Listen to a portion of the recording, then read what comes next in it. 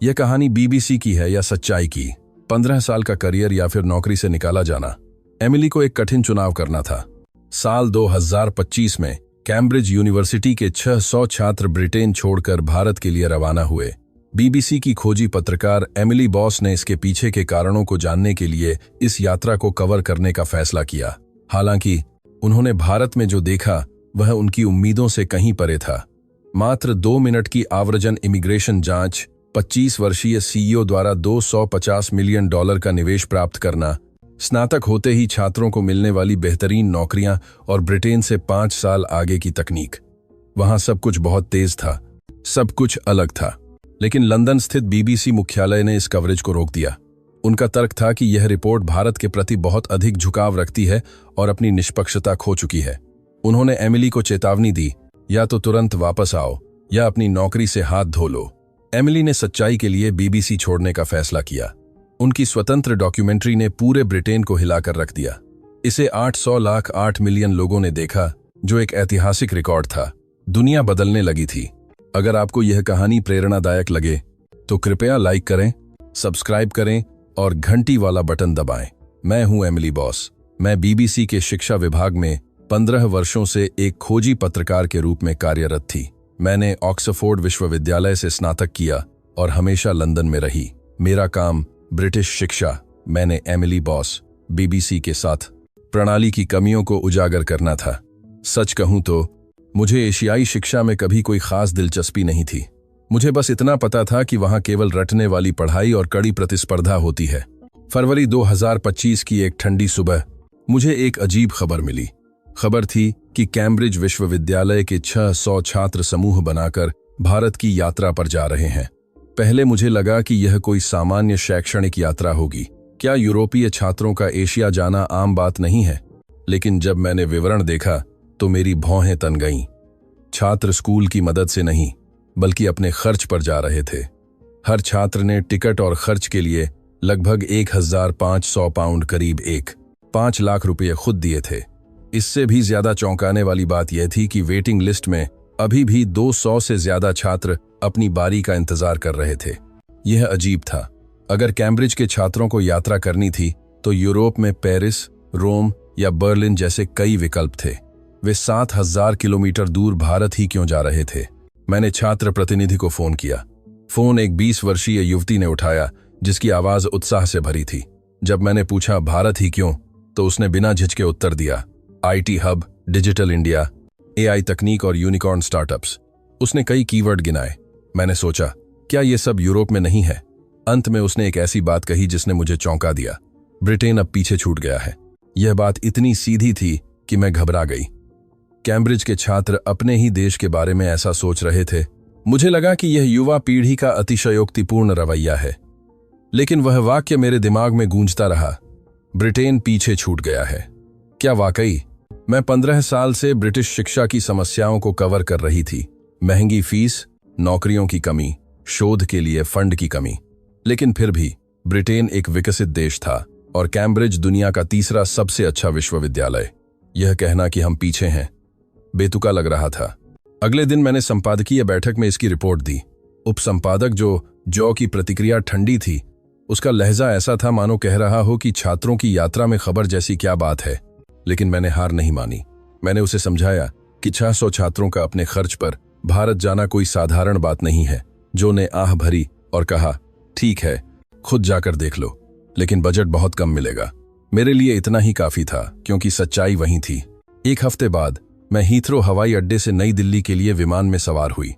9 घंटे की उड़ान के दौरान मैंने लैपटॉप पर भारत के बारे में जानकारी जुटाई। जीडीपी में तेज वृद्धि, वैश्विक तकनीक का केंद्र, दुनिया का स्टार्टअप हब, ये आंकड़े प्रभावशाली थे। लेकिन सवाल अब भी वही था, भारत में ऐसा क्या है जो 600 कैम्ब्रिज छात्रों को खींच रहा है? खिड़की के बाहर बादलों को देखते हुए मैंने सोचा, जल्द ही जवाब मिल जाएगा। मैंने लैपटॉप बंद किया और आंखें मूंद लीं। फिर वही शब्द गूंजे, ब्रिटेन पीछे छूट गया है। मैंने सिर झटका। यह कैसे संभव है? 5 मार्च 2025 की सुबह 8 बजे मैं दिल्ली के इंदिरा गांधी अंतर्राष्ट्रीय हवाई अड्डे पर उतरी। विमान से उतरते ही सब कुछ अलग महसूस हुआ। हवाई अड्डा बहुत शांत और व्यवस्थित था, हीथ्रो की अव्यवस्था से बिल्कुल अलग। मैं इमिग्रेशन काउंटर की ओर बढ़ी। हीथ्रो में आमतौर पर 1 घंटा लगता है, लेकिन यहाँ ई गेट की सुविधा थी। पासपोर्ट स्कैन, फिंगरप्रिंट और फेस रिकॉग्निशन, सब कुछ केवल 2 मिनट में पूरा हो गया। मुझे विश्वास नहीं हुआ। हीथ्रो में अधिकारी पासपोर्ट देखते हैं, सवाल पूछते हैं, मुहर लगाते हैं, लेकिन यहाँ सब स्वचालित था। दक्षता का अंतर लगभग 30 गुना था। हवाई अड्डे के हॉल में दृश्य देखकर मेरे कदम रुक गए। 600 कैम्ब्रिज छात्र बहुत ही व्यवस्थित तरीके से जमा थे। वे छोटे समूहों में बंटे थे और भारतीय गाइड टैबलेट के माध्यम से उनकी उपस्थिति दर्ज कर रहे थे। कोई शोर शराबा नहीं था। एक गाइड ने मुझे पहचाना और धारा प्रवाह अंग्रेजी में मेरा स्वागत किया। उसका उच्चारण लगभग किसी ब्रिटिश व्यक्ति जैसा था। मैंने अपना परिचय बीबीसी पत्रकार के रूप में दिया और उसने खुशी खुशी साक्षात्कार के लिए हाँ कर दी। मैं छात्रों के बीच घूमी। हर कोई उत्साहित था। कोई अपने दोस्त को बेंगलुरु के आईटी पार्क की तस्वीरें दिखा रहा था, तो कोई हिंदी के कुछ शब्द सीख रहा था। यह केवल पर्यटन नहीं था। तभी जेसिका नाम की एक छात्रा मेरे पास आई। वह कंप्यूटर इंजीनियरिंग की छात्रा थी। उसने मुस्कुराते हुए कहा, एमिली, यह तो बस शुरुआत है। मैंने पूछा कि उसका क्या मतलब है, लेकिन वह एक रहस्यमयी मुस्कान छोड़कर अपने दोस्तों के पास चली गई। हम बस से बेंगलुरु के लिए निकले, या दिल्ली के बाहरी इलाकों के आधुनिक हब। हाईवे पर दिल्ली का नजारा जबरदस्त था। गगनचुंबी इमारतें, आधुनिक पुल और रात की रोशनी ने मुझे प्रभावित किया। यह लंदन की टेम्स नदी के आसपास के इलाकों से बिल्कुल अलग और आधुनिक लग रहा था। मैंने टैक्सी ड्राइवर से बात की। वह अंग्रेजी और हिंदी दोनों में पारंगत था। लंदन के ड्राइवर अक्सर केवल अंग्रेजी जानते हैं, लेकिन यहाँ का ड्राइवर तकनीक और दुनिया के बारे में जानता था। क्या भारत का शिक्षा स्तर इस ऊंचाई पर पहुंच गया है? होटल पहुंचकर चेक इन में केवल 5 मिनट लगे। कर्मचारी ने टैबलेट पर सब कुछ किया और डिजिटल चाबी सीधे मेरे स्मार्टफोन पर भेज दी। लंदन में इस प्रक्रिया में कम से कम 30 मिनट लगते। कमरे से बाहर देखते हुए मुझे एक जगमगाता शहर दिखा। यह सिर्फ विकसित नहीं था, यह अत्याधुनिक था।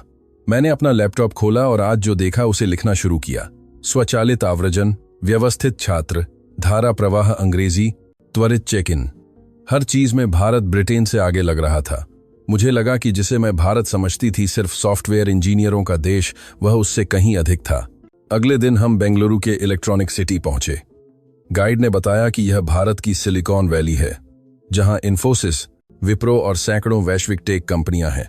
पहले मुझे लगा कि क्या यह वास्तव में कैलिफोर्निया की सिलिकॉन वैली जैसा होगा, लेकिन वहां के विशाल रिसर्च सेंटर और कांच की शानदार इमारतों को देखकर मेरी राय बदल गई। यह लंदन के सिलिकॉन राउंडअबाउट से कहीं अधिक आधुनिक और भविष्यवादी था। अंदर का नजारा किसी साइंस फिक्शन फिल्म जैसा था। रोबोट लोगों का मार्गदर्शन कर रहे थे। दीवारों पर विशाल एलईडी स्क्रीन थीं और युवा इंजीनियर आधुनिक कपड़ों में इधर उधर घूम रहे थे। हमने एक एआई इनोवेशन लैब का दौरा किया। एक युवा शोधकर्ता ने प्रेजेंटेशन दिया। चिप डिजाइन और ऑटोनॉमस ड्राइविंग तकनीक पर उनका काम अविश्वसनीय था। एक छात्र ने पूछा कि यह अमेरिका की तुलना में कैसा है। शोधकर्ता ने आत्मविश्वास से कहा, हार्डवेयर और उन्नत विनिर्माण में हम अब बहुत आगे हैं। दोपहर में हमने कुछ स्टार्टअप्स का दौरा किया। अधिकांश सीईओ 20 से 30 साल के थे। एक 25 वर्षीय सीईओ से मेरी मुलाकात हुई, जिसने मेडिकल एआई कंपनी शुरू की थी। उसने बताया कि स्नातक होने के तुरंत बाद उसे 250 करोड़ रुपये का निवेश मिला। लंदन में इतनी जल्दी इतना निवेश मिलना असंभव था। जब एक छात्र ने पूछा कि ब्रिटेन और भारत में क्या अंतर है, तो उसने कहा, गति स्पीड। भारत में निर्णय तेजी से लिए जाते हैं। निवेश 3 महीने में तय होता है और उत्पाद 6 महीने में बाजार में आ जाता है। ब्रिटेन में सिर्फ कागजी कार्रवाई में 18 महीने लग जाते हैं। शाम को हमने एक बड़ी भारतीय टेक कंपनी के मुख्यालय का दौरा किया। वहां का माहौल बहुत जीवंत था। छात्रों के लिए एक सत्र आयोजित किया गया था, जिसमें कंपनी के अधिकारियों ने अपनी वैश्विक रणनीति बताई। तभी एक अद्भुत घटना हुई। एक तीसरे वर्ष के कंप्यूटर इंजीनियरिंग छात्र को उसकी बुद्धिमत्ता देखकर मौके पर ही इंटर्नशिप का प्रस्ताव मिल गया। वह छात्र भावुक होकर रो पड़ा। उसके दोस्तों ने उसे बधाई दी। मैं समझ गई कि ये छात्र यहाँ सिर्फ घूमने नहीं आए थे, वे अपना भविष्य और रोजगार के अवसर देखने आए थे, जो ब्रिटेन में नहीं मिल रहे थे। वापसी की बस में एक छात्र ने मुझसे कहा, ब्रिटेन में हम बैठकों में 3 महीने बर्बाद कर देते हैं, यहाँ सब कुछ तुरंत होता है। एक अन्य ने कहा, ब्रिटेन में स्नातक के बाद भी नौकरी की गारंटी नहीं है, यहाँ कंपनियां हमारा इंतजार कर रही हैं। मैंने आज की पूरी रिपोर्ट तैयार की। युवा सीईओ, स्टार्टअप इकोसिस्टम और भारत की तेजी। यह एक कड़वा सच था जिसे ब्रिटेन स्वीकार नहीं करना चाहता था। तीसरे दिन हम भारतीय प्रौद्योगिकी संस्थान दिल्ली गए।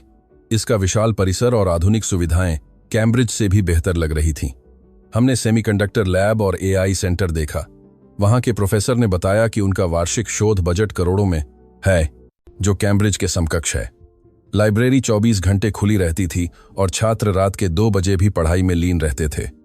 वहां का डिजिटल डेटा रूम कैम्ब्रिज से भी उन्नत था। इसके बाद हम एक अन्य प्रमुख विश्वविद्यालय गए, जहां रोबोट डिलीवरी कर रहे थे और साफ सफाई कर रहे थे।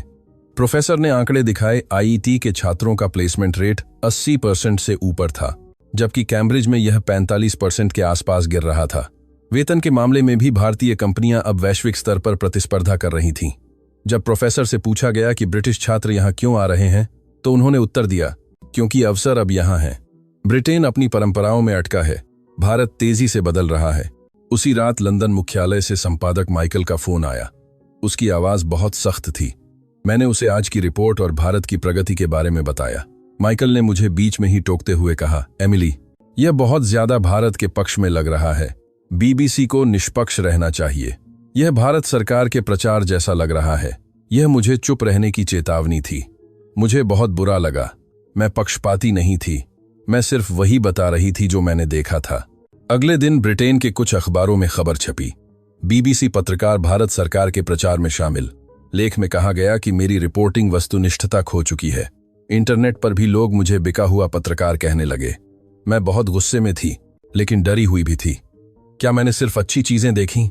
मैंने अपने नोट्स, रिकॉर्डिंग और तस्वीरें फिर से जांची।